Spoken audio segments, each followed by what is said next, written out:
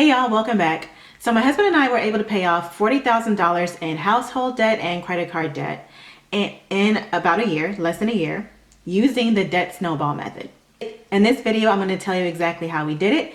But first, let's talk about what the debt snowball method actually is. The debt snowball method is a debt reduction strategy where you pay off debt in order from smallest to largest. And you're gaining momentum as you go because you're freeing up extra money from paying off previous debts. And so you're freeing up the money for the next largest debt expense each time you pay one of them off. Hence, snowball. Because snowballs get bigger as they roll down the snow because they're collecting snow as they go.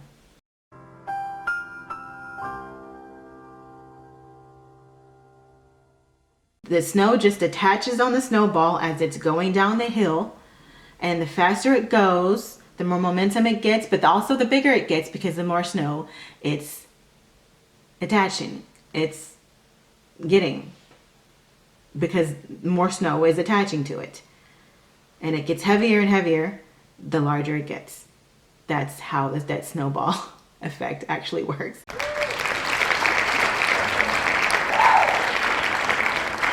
Comment down below if you were today years old if you realized that that was what the debt snowball method actually was trying to describe. Because I realized this just the other day. I was like, oh, that makes sense. Snowball. Yeah, snowball. Okay, I get it now. Anyway, now for what we did. The first thing that we did was we listed our debts from smallest to largest, regardless of what kind of debt it was, okay? And also regardless of the interest rate. So for us, the smallest were our credit cards, and then our student loans, and then our 2 cars were the largest. So the next thing we did was that we made minimum payments on all of our debts except for the smallest. It's important not to default on your debts. So even though you're doing this strategy, you still want to make sure you're paying the minimum payment on all of your debts. And you want to pay them on time, pay the minimum, don't default on them just because you're doing the strategy, okay? And then what we did was we paid the maximum that we possibly could on our smallest debt. So we're basically paying more than the minimum each month on our smallest debt to pay it off quicker. Then we repeated this process every month. And once the smallest one was paid off, we would move on to the next smallest one or the next largest one. And then we use that extra money that we freed up from that previous debt to help pay for the next debt that we had. Okay, so we were continuously gaining momentum and getting a lot more money freed up from the extra money that we were paying on the smallest debts, if that makes sense. So like, for instance, for a credit card, if the minimum payment on our credit card was like, let's say $50 a month, just as an example. So instead of paying just $50, we were going to pay $100, like $50 extra. And that would, of course, that would make it quicker that we'd be able to pay it off, right? Because we were paying double the amount that's owed. And then once we're done paying it off, the next debt that we have, that might be $150 a month, right? So we're going to be using that $100 from the previous debt, right? Because the minimum was $50 and then we paid an additional $50. So that's $100. So we're using that additional $100 plus the $150 that's minimum on the next debt to pay off that debt. So we have even more money to put on the next debt as opposed to when we first started. So you're just gaining that momentum, and that's the whole point of the debt snowball effect. And there are debt snowball calculators online as well to help you, get a good sense of the numbers and get more organized. Or you could just create an easy spreadsheet for yourself as well, because it's very easy. You're just listing all of your debts from smallest to largest, and then your minimum payments on each one. And you're going to calculate how quickly you can pay each one off with the additional money that you're going to be putting on the smallest one. So you're just only tackling the smallest one first. Any additional income that you have that you can put on that smallest one, just put it on there. Add it to your monthly payment so that you can pay it off a lot quicker. And then you're going to free up that additional income or the additional money that you're putting on the smallest debt. And then you're just trickling it down throughout all of your other debts. I'm going to show you exactly our real life example of our debts and how we did this. Okay. So first we had 2 credit cards, right? But the credit cards were the lowest debts. Our first credit card, our total debt was $1,200 for that one, and our monthly payment was $50 for that. The second credit card, our total debt was $2,500 and our minimum payment was $75 a month. Then we had my husband's student loan, which was $3,300. That was the total debt on that.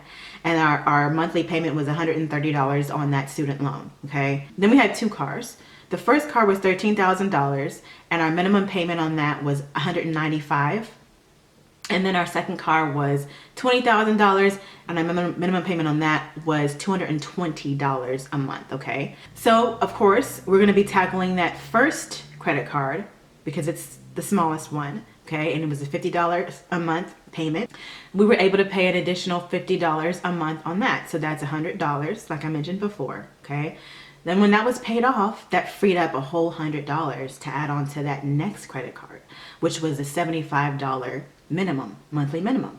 So basically we were able to pay $175 instead of just $75 on that second credit card, helping us to pay it off a lot quicker. Then that $175 is added to the student loan minimum, which was $130. So if we do the math, because I am not a genius and I can't do math without using a calculator. So $130 plus $175. So on our student loan that was only $130 a month, we were able to pay $305 a month on that. All right, so that helped us to, of course, again, pay it off a lot quicker. So then we're just adding it to it. So with that $305, okay, is added to our car note, which was the first car note, which is $195. So $305 plus $195. We were able to pay $500 a month extra on the first car. Okay, which was the minimum was only $195. So $500 extra on that car helped us. Of course, it just adds on and on and on. So that additional $500 for that last car, the most expensive payment that we had, which was $220, $720 on that last car. Once all the other debts were paid off, by the way. So it just to put it into perspective, when we're getting to this last car, which is $720 a month, all of our other debts are already paid off. So it's not like $720 plus the minimums of our other debts. No, they're already paid off. So you're not going to get to this point until you actually start paying stuff off. So $720 may seem like a lot for a car note, and it is in essence if that's plus all of your other expenses. But remember, we're paying off our other debts at this point. So when you get to that point, we have all this other, freed up money that was used for our debts, for our minimum payments. Instead of just using them for our minimum payments, we're just putting it on this one debt and we're paying it off a lot quicker. And that's how it goes. So it seems like a lot when you're thinking about it, but remember, that's the money that was used for all the other previous debts, and we no longer have them anymore.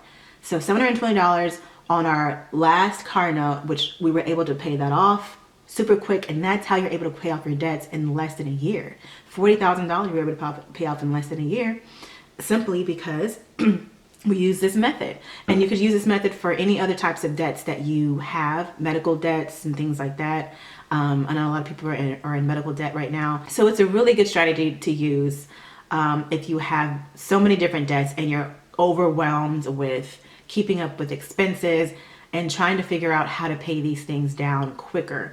One at a time, that's how you do it. The smallest to the largest, because and then by the time you get to your largest, you never know, you might even have even more income to put on that your largest debt by that time. You never know.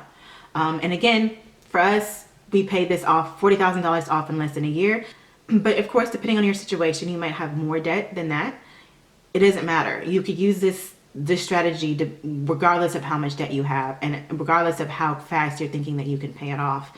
Just do what's feasible to you, and then you'll see the benefits of this method. Because again, you're using funds that were originally used to pay off other debts. So it's not like you're using anything extra except for that first debt. That first debt, you're using extra money that's coming out of your pocket. But then you're used to using that extra money, right? So all you're doing now is just using the minimum money that you're paying off on that smallest debt, and you're adding it on to each one. So it's not like you're not going to miss that money as much if you do it this way. So that's all I have for that. If you like this video, give it a thumbs up. If you want to know more about personal finance, paying off debts, just whatever it has to do with personal finance, be sure to subscribe to join the tea party. Help your girl out. And until next time, y'all, bye. It just attaches on the snowball